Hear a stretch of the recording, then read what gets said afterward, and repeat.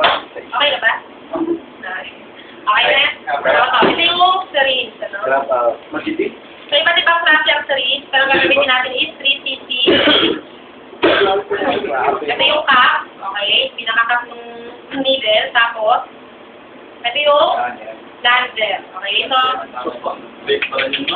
okay, check mo muna, para alam mo kung okay ba siya. Okay, smooth ba yung, anong lubrication pa? May timing umayos yun na. Ha? May timing umayos. Oo naman. At sa kanya, London. Mag-alcohol sa master. Tapos, iyan mo ako ng mga ano. Ako, wala niyo lang po. Alcohol, ma'am. Hindi na pwedeng mag-intip. Pakuli na lang ako, baka wala na alcohol.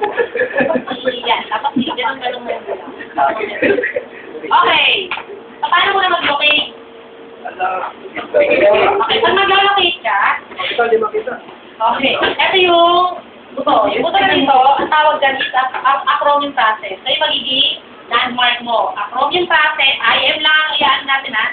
Acromion process, nakita, yan yung acromion, 3 fingers, okay, ito na yan.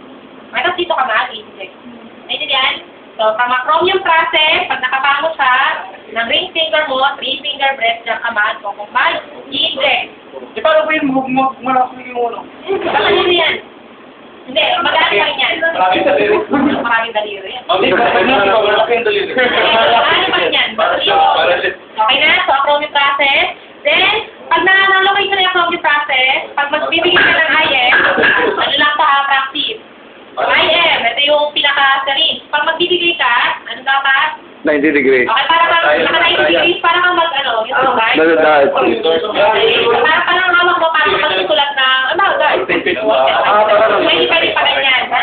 Uy! Okay, so dapat may pa naman, uy. Ito, pag ganyan. Okay, tutok. Okay, ulitin ko, ha? Kailan pulso eh? Ito, bevel up, dapat. So, yung mapansin nyo yung syringe, di ba? Nakita nyo? Oo. Yung ano niya, yung pagka-ibutas niya. Anggil niya. Yung anggil up. Yun. Ala. Hindi, ganyan. Ay, ayos yun na. Ano yan? Mas ano, yung pinaka-bevel up, dapat na ano, Yung incline. Yung pointed, nasa baba. Yung pointed na sa Yung baba. pointed nasa baba, yung pinaka-butas. Okay, so dito ko.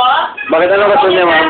Dapat ganun. Tagal, kapatid yun na. From yung process, then, ano, tuso. Okay, 90 degrees tuso. Iyan mo sa, i-pinch mo yung Para lumubog. at pumasok sa taas. Hindi, sa skin lang. Kasi pag nakaganyan, baka matamaan yung Bones. Okay, yun. So, dapat i-pinch siya. Hindi, ang bit. Maikli lang yung taray. Okay, then pinch mo sa tuso. Pag tinusok mo, okay na, itusok. Pag tinusok mo siya, hindi nakatutok na. Kaya mo Okay, lang. nakabaon na yung, ano, nakabaon na yung bayo. Then, tanggal ang kamay. Then, tignan mo kung may dugo. Ina-aspirate yung dugo. Bakit ina-aspirate? Kung Bakit mo sa ina-aspirate? Para malaman mo kung may dugo. Pag may presence kasi ng blood, ibig sabihin blood vessel ang natamaan mo. So, pag natamaan ka, tanggal ulit, sa kabila.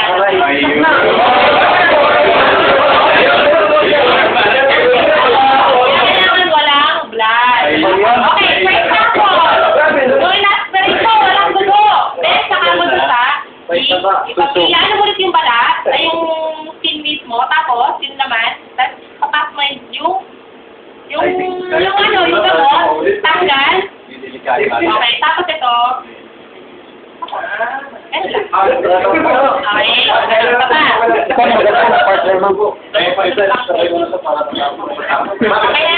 Pwede ba ako magturok sa kanya, ma'am, para matutuwa mo kung paano? Ayun! Mamaya!